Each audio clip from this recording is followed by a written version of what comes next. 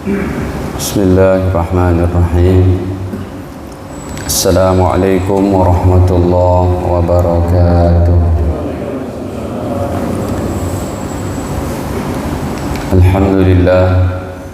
Alhamdulillahi rabbil alamin. Wa bihi nasta'inu ala umuri dunya waddin. Wassalatu wassalamu ala asyrafil anbiya'i wal mursalin, Nabiyyina Muhammadin wa ala alihi wa sahbihi wa man ittaba'ahum bi ihsan ila yaumiddin, amma ba'd. Fa ya ma'syaral muslimin wal muslimat, usikum wa nafsi bi taqwallah, faqad fazal muttaqun. Qala Allah ta'ala: ya ayyuhalladzina amanu taqullaha haqqa tuqatih wa la tamutunna illa wa antum muslimun. Alhamdulillah, para hadirin jamaah yang dirahmati Allah Ta'ala, sebelumnya marilah senantiasa kita panjatkan puji syukur kehadiratnya atas segala limpahan nikmatnya pada kita semua, terutama sekali nikmat iman, Islam, sehat, afiat. Salawat beserta salam semoga senantiasa tercurahkan kepada Nabi mulia Nabi Muhammad sallallahu alaihi wasallam serta keluarga, para sahabat dan umatnya sampai akhir zaman kelak. Amin ya rabbal alamin. Ustaz agak fokusnya fokus dikit, masih agak buram, maaf dikit ya, cukup.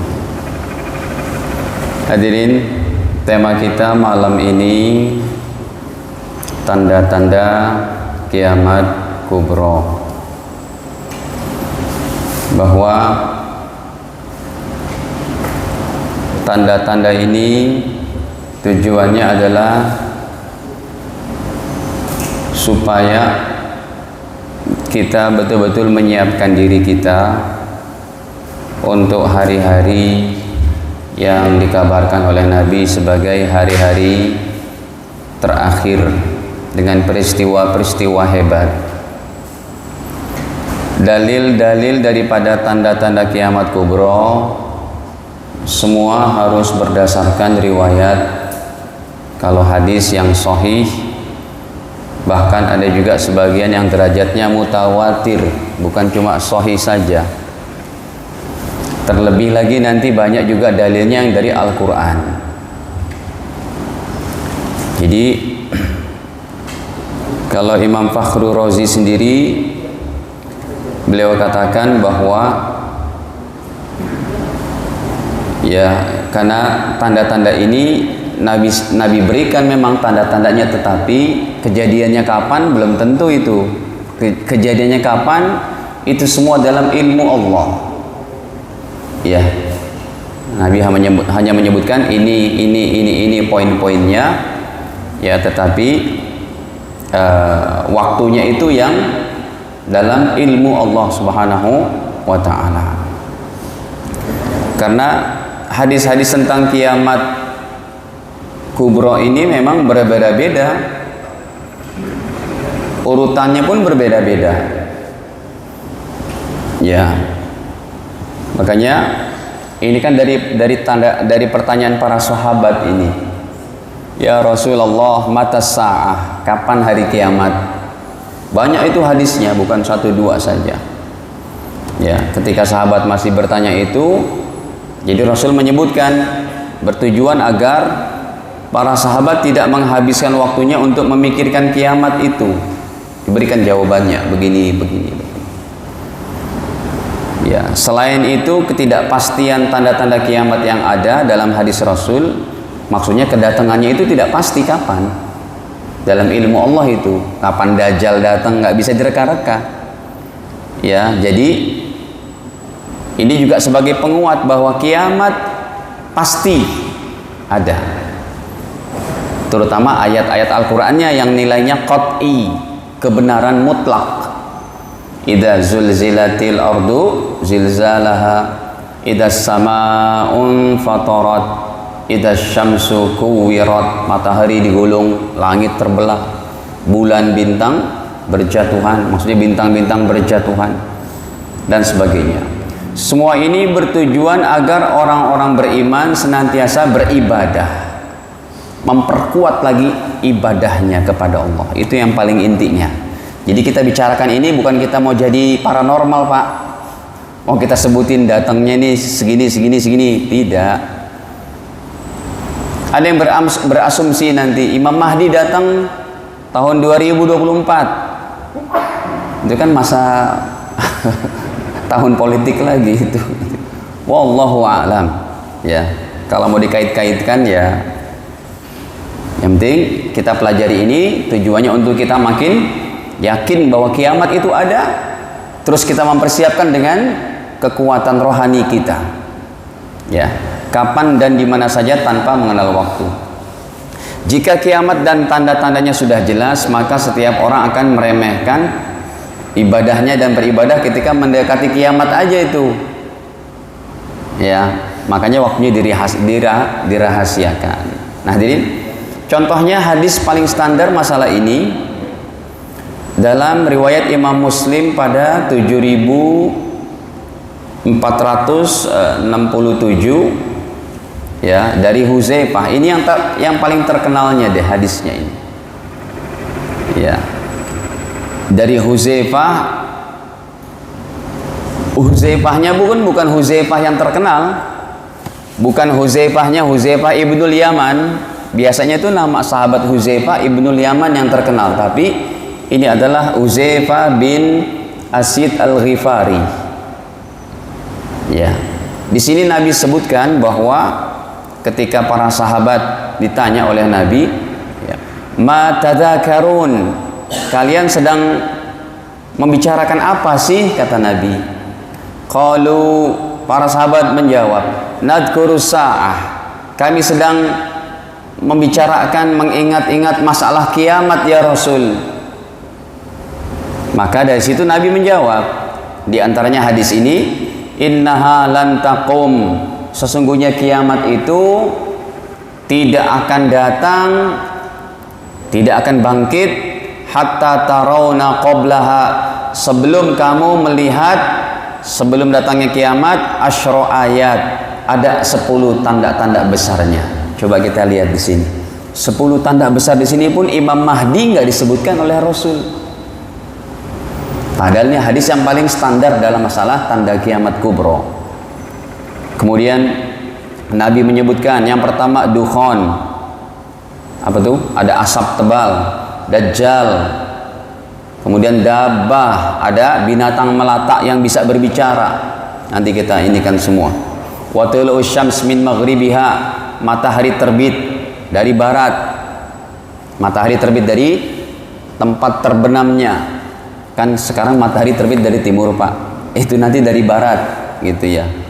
Kemudian wa nuzul Isa bin Maryam, turunnya Nabi Isa dari langit sallallahu alaihi wasallam. Terus wa Ya'jud wa Ma'jud, demikian juga datangnya makhluk yang namanya Ya'jud wa Ma'jud. Wa salasatu khusufin, terjadi 3 pembenaman bumi. Bumi akan dibenamkan dengan gempa yang begitu hebat. Ya, khasfun bil masyriq, pembenaman di timur. Wa khasfun bil maghrib, pembenaman di barat. Wa khasfun bi jaziratil Arab, dan ada penenggelaman bumi di jazirah Arab, di tanah Arab. Wa akhir dzalik, yang terakhir kata Nabi, narun takhruj minal Yaman, ada api yang keluar dari satu lembah di Yaman, tatrudun nas, yang akan menggiring manusia ila mahsyarihim, menuju padang mahsyar. Itu hari terakhirnya. Jadi waktu terakhir daripada 10 yang Nabi sebutkan itu adalah adanya api yang datang dari lembah Yaman, menggiring manusia. Sangat besar itu apinya, menggiring manusia ke padang mahsyar. Tapi sebelum sampai padang mahsyar kan kalau manusia sudah mati semua, berarti setelah terjadi ini barulah goncangan yang sangat hebat. Nah hadirin, pada 10 yang Nabi sebutkan ini tidak didapati Imam Mahdi. Makanya urutannya itu juga ulama berbeda-beda. Ya, ada yang Imam Mahdi dulu. Kalau mengikut hadis ini, berarti kan kiamat kubra itu tanda-tanda pertamanya datangnya apa? Dukhon. Ada asap ya yang sangat hebat yang membuat orang-orang kafir pada mati melepuh.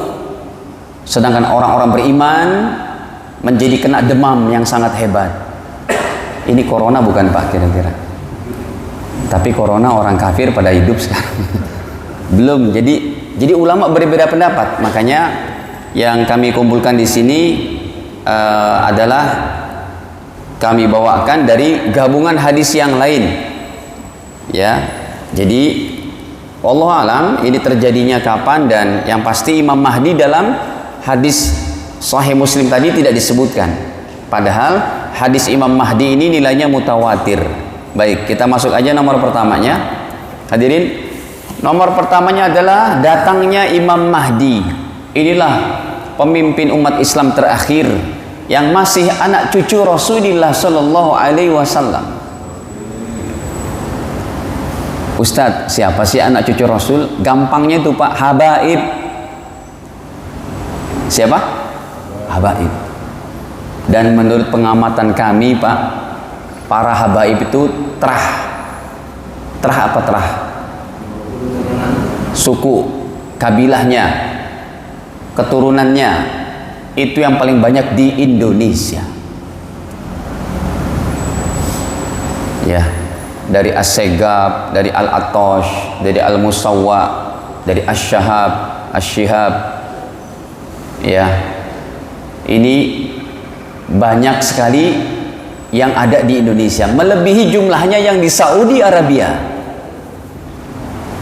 melebihi jumlahnya yang ada di negeri-negeri Arab bahkan. Makanya Ustadz, bagaimana kalau Imam Mahdi datangnya dari Indonesia? Siapa yang bisa memungkiri? Itu semua ada dalam ilmu Allah. Cuma kita bisa dapati kalau Imam Mahdi itu yang datang adalah anak cucu Rasul dari jalurnya Sayyiduna Hasan. Kalau di Indonesia ini kebanyakan dari Sayyidina Husain. Contohnya termasuk Habib Rizik itu kan dari Sayyidina Husain. Gitu. Ya. Baik, hadirin, ini banyak sekali hadisnya. Ada orang yang membahas masalah Imam Mahdi, katanya Imam Mahdi hadisnya nggak sampai derajat Imam Bukhari. Hadirin, Imam Mahdi sebenarnya ada, cuma itu tersembunyi hadisnya dalam Sahih Bukhari. Memang kebanyakan kita dapati dalam riwayat Imam Abu Daud. Ya, dalam riwayat Imam Abu Daud di situ disebutkan. Nih contohnya pada 4287. Qala Rasulullah sallallahu alaihi wasallam, baginda bersabda, Al-Mahdi minni, Imam Mahdi itu dari aku, dari keturunanku, kata Rasul. Ajlal jabhah, yang keningnya lebar. Aqnal anfi, hidungnya mancung. Ya, pokoknya kita apa yang pesek-pesek jangan pede-pede lah gitu ya. Yamlaul arda qista wa adla, Imam Mahdi akan memenuhi bumi ini dengan kesejahteraan dan keadilan. Hadirin, ini riwayat Imam Abu Daud. Ya, dari para peneliti hadis katanya Imam Mahdi hadisnya itu tidak ada dalam Sahih Bukhari. Saya katakan ada, kalau kita jeli melihatnya itu. Kalau ini kan jelas nih dalam riwayat Imam Abu Daud itu juz keempat halaman 174. Ya, bahwa Imam Mahdi akan datang dari keturunan Nabi. Nanti lebih jelas lagi itu dijelaskan keturunannya itu dari Al-Hasani, bukan Al-Husaini. Ya. Nah, contohnya itu guru mulia para ulama, guru-guru para ulama di Indonesia, para habaib, Habib Umar bin Hafiz. Itu beliau itu nasabnya kepada Sayyidina Hasan gitu ya. Sayyidina Hasan. Wallahu alam siapa yang akan datang nanti, sebab kita nggak tahu Pak, bisa jadi ini anak-anak muda yang masih habaib, yang tampaknya nih bergaul sama kita, orang biasa, maksudnya nggak kelihatan menonjol, karena memang datangnya Imam Mahdi, kata Nabi, Imam Mahdi akan diislah, diperbaiki oleh Allah dalam satu malam. Ya, sebelum besok beliau ditampilkan oleh Allah, malam harinya itu diislah oleh Allah menjadi orang yang punya kewibawaan, punya ketakwaan yang sangat hebat dan macam-macamnya. Beliau akan memenuhi dunia ini dengan kesejahteraan dan keadilan, kama muliat jawra wa zulma, atau jura wa zulma, sebagaimana dunia ini dipenuhi dengan kelaliman dan kezoliman. Yamlik sab'a sinin, Imam Mahdi nantinya kurang lebih, ini hadisnya yang paling sahih, karena ada yang 8 tahun, 9 tahun, tapi yang paling kuat beliau akan, yaitu berada di permukaan bumi ini setelah Allah islah pada satu malam itu, beliau akan berkuasa selama 7 tahun. Kehidupan yang sangat hebat, yang tidak akan ada lagi orang-orang miskin, orang-orang susah. Ya, ini diantaranya Imam Mahdi. Nah, contohnya hadirin, hadis Sahih Bukhari-nya itu begini lafaznya itu, bahwa ya datangnya Imam Mahdi. Contohnya di sini deh, kita bawakan lagi ini pada kitab yang sama ini. Nih, contohnya dalam Sahih Bukhari pada 3265. Baginda Nabi bersabda, "Kaifa antum idza nazal ibnu Maryam?" Bagaimana kalian apabila telah turun Nabi Isa bin Maryam dari langit? Jadi proses turunnya Nabi Isa itu adalah pada masa-masa Imam Mahdi. Ya. Bagaimana kalian ketika Nabi Isa turun dari langit, turun ke tengah-tengah kalian, wa imamukum minkum, dan pemimpin kalian, imam kalian berasal dari kalian, bukan Nabi Isa. Kalau Nabi Isa sebagai pembinanya lah istilahnya gitu. Sebab tempat turunnya beliau pun sudah diketahui, disabdakan oleh Nabi. Jadi kan saya mau bahas bahwa dalam hadis Sahih Bukhari, hadis Imam Mahdi pun ada. Ini dia, wa imamukum minkum, pemimpin kalian ada di tengah-tengah kalian ketika Nabi Isa turun. Makanya nanti pas Nabi Isa sudah turun di Masjid Menara Timur di Damaskus Timur, di Masjid Menara Putih di Damaskus Timur, itu Nabi Isa mempersilahkan. Maksudnya Imam Mahdi mempersilahkan Nabi Isa jadi imam sholat. Kata Nabi Isa, tidak, engkau saja jadi imam. Hadirin, ini diantaranya bahwa Nabi Isa yang membawa kitab Injil, nanti beliau tidak akan lagi mendakwahkan kitab Injil itu, tetapi beliau berhukum dengan Al-Quran. Nah, ini kenyataan yang sangat hebat. Wallahu alam, siapa yang akan diantara kita menyaksikan peristiwa ini? Baik, ini yang pertama Pak, secara singkat saja supaya 10-10-nya ini bisa kita inikan. Baik, yang kedua, Dajjal. Saya mengambil kesimpulan hadirin, tambahan sedikit. Rasulullah itu bergelar Nabi yang ummi. Kita bisa katakan ummi itu artinya bukan buta huruf.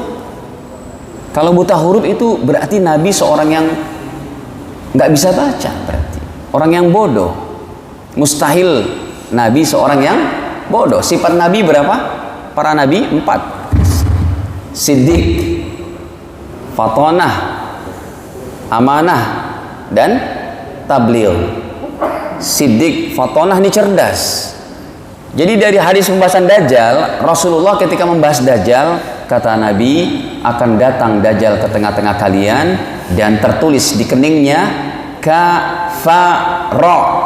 Nabi bisa mengeja itu. Kalau buta huruf nggak bakal bisa mengeja. Kafir maksudnya itu di situ, kafir. Gitu. Jadi Nabi bukan buta huruf ummi itu, tapi ummi adalah tidak membaca dan tidak menulis. Nggak membaca, nggak menulis, tapi pinter. Itulah mukjizat Allah Ta'ala. Begitu. Ya, baik. Hadirin, Dajjal ini singkat saja, dia adalah manusia sangat sakti. Saya katakan, dia sudah ada sejak zaman Nabi Musa, atau yang terkenal dengan kisah daripada As-Samiri ini, ya, yang ada kisah sepasang suami istri yang akhirnya mereka pergi ke satu tempat dan mereka melakukan hubungan suami istri, yang di situ juga iblis yang namanya Azazil ikut campur di situ. Makanya kenapa Dajjal sakti? Karena nasabnya Dajjal secara batin, secara rohani itu ikut kepada iblis. Iblis ikut andil dalam percampuran sepasang suami istri itu, ya, daripada si orang tuanya Dajjal ini. Jadi secara secara nasab darah kepada bapaknya manusia, tapi secara rohani, secara batin itu adalah iblis ikut andil. Makanya dia sakti gitu. Sampai sekarang masih hidup. Gitu ya. Nah, hadirin, contohnya ini yang Nabi katakan bahwa Dajjal itu bukan bermata satu, persis tadi gambarnya kayak tadi itu. Matanya dua, tapi yang sebelah ini rusak, gitu ya. Ka'annaha inabah qafiyah, seperti buah anggur yang yang busuk, yang menonjol begitu. Ya, contohnya ini Nabi sabdakan bahwa, ataupun kita bawakan hadis yang ada tulisan kafaronya itu, ya, dalam riwayat, pastinya riwayat yang sahih masalah Dajjal. Kalau Dajjal ini banyak dalam Sahih Bukhari Muslim, ya. Contohnya tadi kita lagi sholat, Pak, sangat dianjurkan setiap habis sholat, habis ucapan fil alamina innaka hamidum majid, mesti ada doa terbaiknya untuk supaya kita terhindar dari fitnah Dajjal. Makanya Imam Syafi'i menghukumi makruh kalau kita habis sholat, kalau kita pas setelah fil alamina innaka hamidum majid, nggak membaca yang doa dari perlindungan dari 4. Allahumma inni a'udzubika min adzabi jahannam wa min adzabil qabri wa min fitnatil mahya wal mamat wa min syarri fitnatil masihid dajjal. Kalau Dajjal ini emang hadisnya Bukhari Muslim, begitu ya. Dan itu kita sebut setiap kita sholat. Jadi saya ingatkan di sini hadirin, jangan sampai kita sholat cuma baca sampai fil alamina innaka hamidum majid. Kalau Imam Syafi'i menghukumi makruh, masih mending tuh. Imam Tawus, seorang tabi'in yang meninggal tahun 90 berapa, termasuk tabi'in senior, itu Imam Tawus, ya, meninggal tahun 90-an. Beliau, untuk keluarga beliau, kalau anak-anaknya ini habis sholat, ditanya, wahai anak-anakku, tadi kamu tahiyat akhir bacanya sampai mana? Sampai ini abi, sampai fil alamina innaka hamidum majid, kata Imam Tawus kepada putra-putrinya. Kamu ulang sholatmu, tidak sah karena enggak baca doa yang 4 tadi. Jadi seakan-akan kalau menurut Imam Tawus, doa menghindar dari Dajjal itu wajib dalam sholat 5 waktu. Tapi itu madhabnya Imam Tawus saja.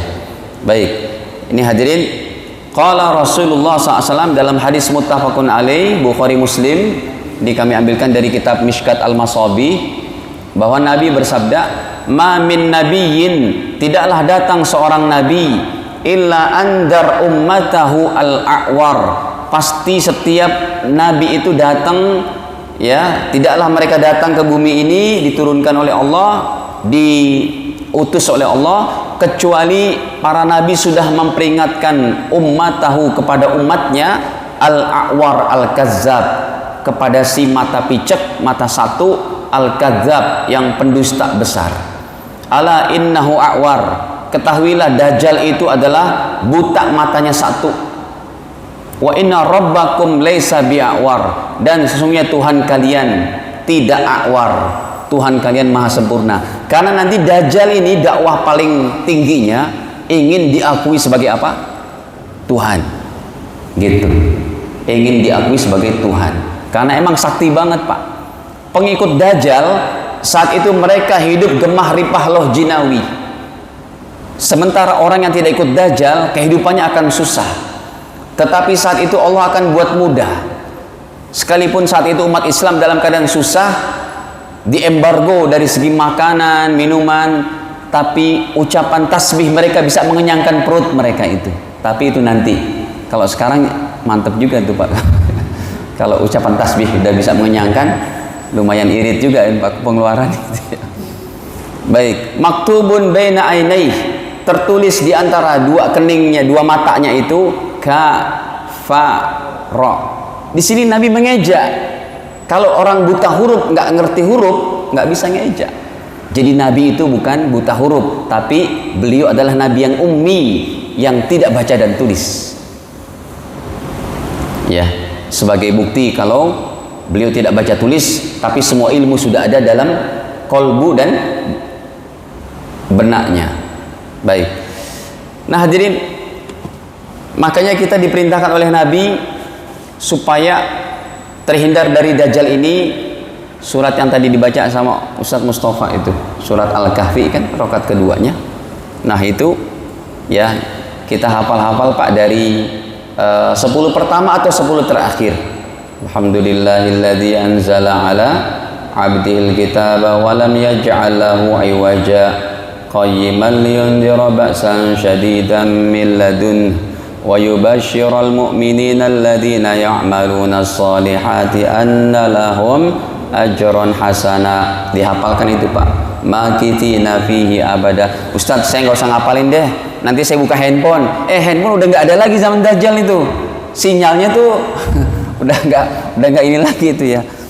Jadi maksudnya takutnya tuh sinyalnya nggak kuat lagi, bahkan teknologi kayak begini takutnya nggak ada, makanya dihafal saja ya sampai ayat ke-10 tuh, sampai